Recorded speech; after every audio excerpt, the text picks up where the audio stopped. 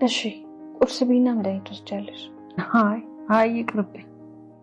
እንደሱም አይሆንም። ምግብ ስላላሰኘኝ ነው። እንደውም ቀይ ጁስ ልስራልሽ። መድኃኒት ብትገዢልኝ ይሻለኛል እድልዬ። እዚህ ከመጣሁ ዓመታት አለፈኝ። ቢረሱኝ እንደው በቃ አልፈርድቦትም የኔ አባት። እኔ የመጣሁት እናትና ልጅ ፍለጋ ነው።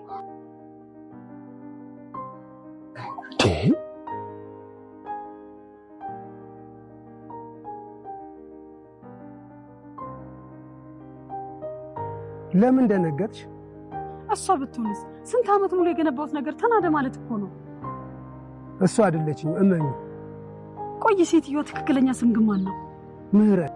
የእድል አክስት ለእህቷ ሞታለች ብላ የነገረቻት ልጅ ራሷ ነች ወይስ አይደለችም የሚለው ነገር ጥያቄ ፈጥሮባት ስለነበር ዛሬ ላይ የእናትሽ ስም ማን ነው ብላ ጠይቃት ነበረ።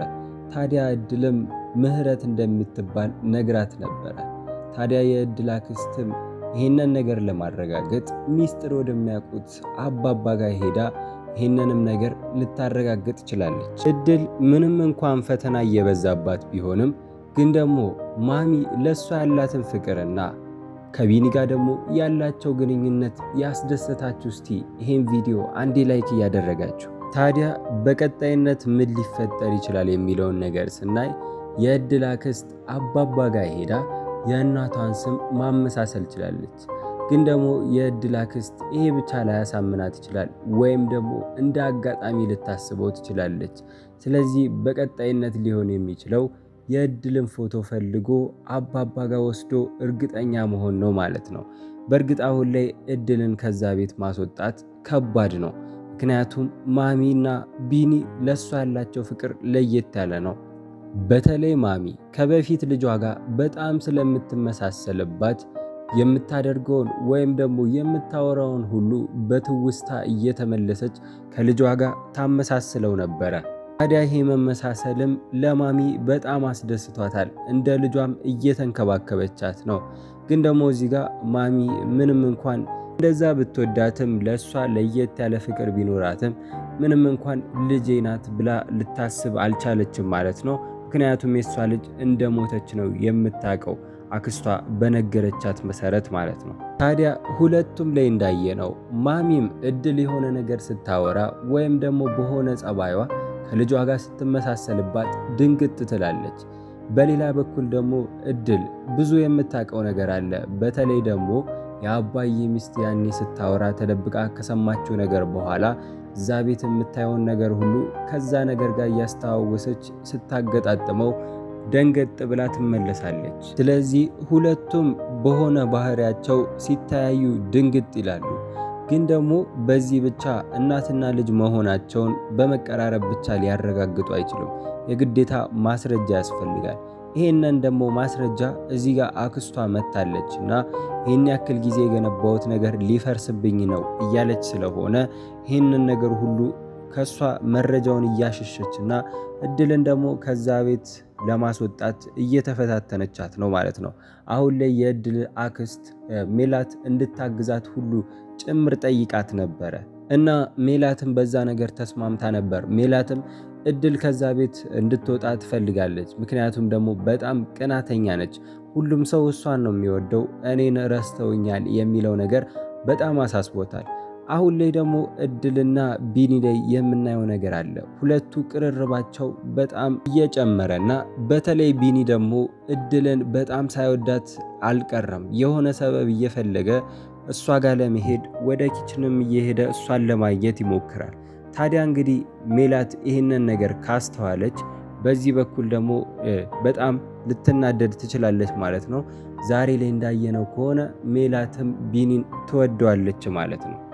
ግን ደግሞ ምንም ቢሆን ቢኒና እድል እንደዚህ መቀራረባቸው በጣም ደስ ይላል። ካስታወሳችሁ ያኔ በትሁት በጣም ስትቀና ነበር።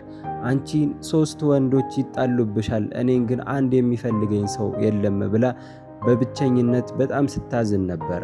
አሁን ላይ ይሄ ነገር መፈጠሩና አፍቃሪ ማግኘቷ በጣም ደስ የሚል ነገር ነው። ሌላው ደግሞ በጣም ያስደሰተን ነገር ቢኖር የእድል ድፍረት ነው። እዛ ቤት ውስጥ የሚመጡን ነገሮችን ወይም ደግሞ እድልን የሚያስቀይም ሰው ካልሆነ ደግሞ እሷን የቤት ሰራተኛ መሆኗን አይቶ እሷን የሚያንቋሽሽና ወይም ደግሞ ጣል ጣል የሚያደርጉትን ሁሉ ምላሽ እየሰጠች ነው ያለምንም ፍርሃት ማለት ነው።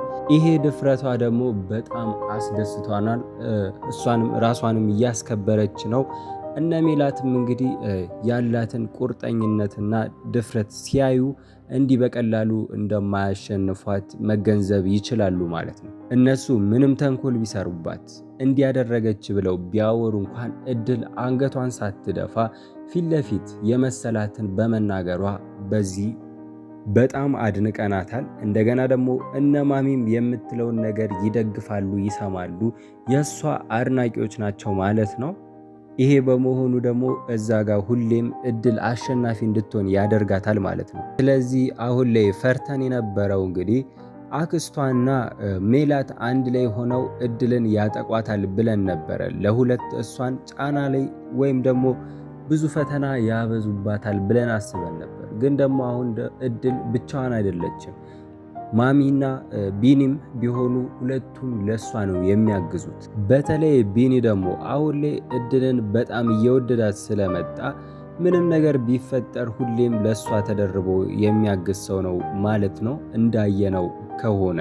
ስለዚህ እንግዲህ በቀጣይነት ቢኒና እድል ከዚህም በላይ በጣም እየተቀራረቡ መጥተው መጨረሻ ላይ ፍቅረኛሞች መሆናቸው የማይቀር ነው ማለት ነው።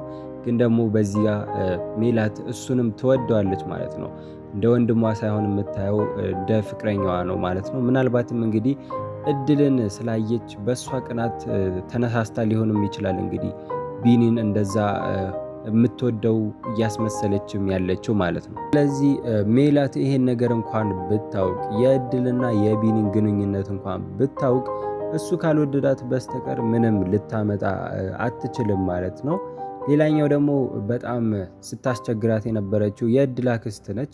የእድል አክስት ደግሞ ዛሬ ላይ ምግቧ ላይ የሰራችው የነሱ ምሳ ላይ እንግዲህ ጨው ጨምራበት አብዝታ ከዛ በኋላ ደግሞ ያ ምግብ ከቀረበ በኋላ ምን አይነት ነው ምግብ ነው የሰራሽው ብላ እሷን ለመናገር ሞክራ ነበር። ግን ደግሞ በጣም በሚያስደስት ሁኔታ እድል እዛ ጋር የሚመጡትን ነገሮች በሙሉ እሷ እንዳላደረገችው ካመነችበት ፊት ለፊት ትናገራለች ማለት ነው። ያኔም እሷ ምግቡ ላይ ይሄን ያክል ጨው እንዳላበዛችና ምግቡንም ከማቅረባ በፊት እንደቀመሰችው በሙሉ ልብ ተናግራ ነበር። ይህንንም ያደረገችው ሜላት ናት ብላ እንግዲህ ተናግራ ነበር። ምክንያቱም ሜላት ናት ፊት ለፊት መጥፎ አይነት ባህሪ ስታሳያት የነበረችው። አክስቷ እንግዲህ ደበቅ ብላ ነው ተንኮሏን የምትሰራው። ግን ምንም ቢሆን እድል ስራዋን አይታለች። እንግዲህ ከላይ ብታስመስልም የእድል አክስት ሮማን ክፉ ሰው እንደሆነች ግን በብዙ ነገሮች እየተረዳች የመጣች ትመስላለች ማለት ነው። ያው ማሚም ነግራት ነበረ፣ እህቴ በጣም ትንሽ አስቸጋሪ ሰው ነች፣ ስለዚህ እንግዲህ ቻል አድርጊያት እያለቻት ነበረ። ስለዚህ ከዚህ አንጻር የእድልን አክስት ባህሪ መገንዘብ አያቅታትም። ከላይ እንኳን ብታስመስል ከሷ እንግዲህ መጠንቀቋን አትዘነጋም ማለት ነው።